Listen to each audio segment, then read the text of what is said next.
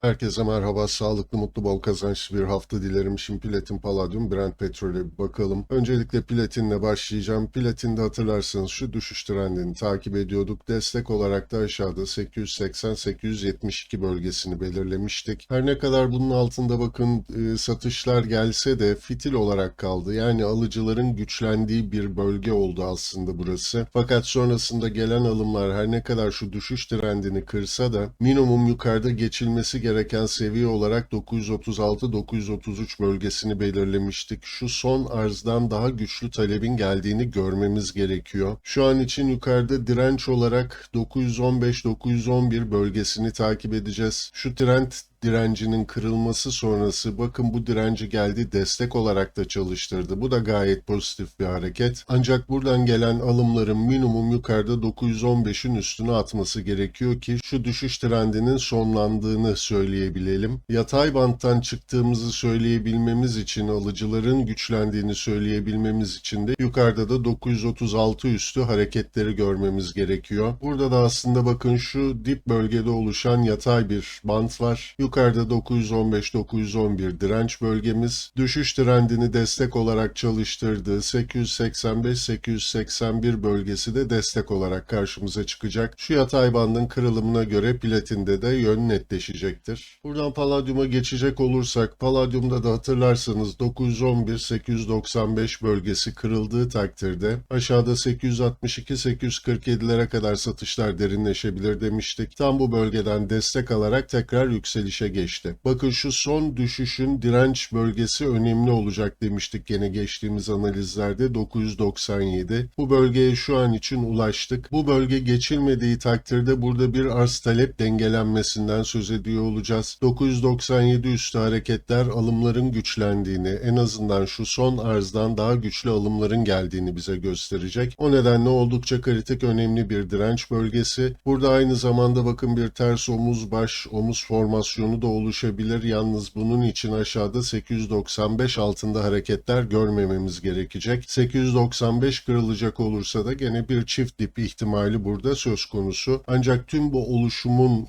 çalıştığını söyleyebilmemiz için yukarıda 997'nin geçildiğini görmemiz gerekiyor. Buradan son olarak Brent petrole geçecek olursak bakın Brent petrolde yukarıda 84, 93, 83, 94 bölgesi direnç olarak karşımıza çıkıyordu. Burada 85 dolar üstünde hareketler görmemiz gerekir yükselişler için. Aksi takdirde aşağıda da destek olarak 81-80 bölgesini 80-74'leri takip ediyorduk. Geçtiğimiz analizde de bahsetmiştim. Aşağıda 80 desteği çalıştığı sürece düşüşlerden bahsedemediğimiz, yukarıda da 85 direnci çalıştığı sürece yükselişlerden bahsedemediğimiz bir süreç yaşanacak. Şu yatay bandın kırılımına göre Brent petrolde de yön netleşecek. Geçtiğimiz analizlerden farklı söyleyebileceğimiz bir şey yok. Şu yatay bandı yakından takip ediyor olacağız. Evet, Platin Palladium Brent petrolden de bugünlük bu kadar diyelim. Tekrar görüşmek üzere. Hoşça kalın.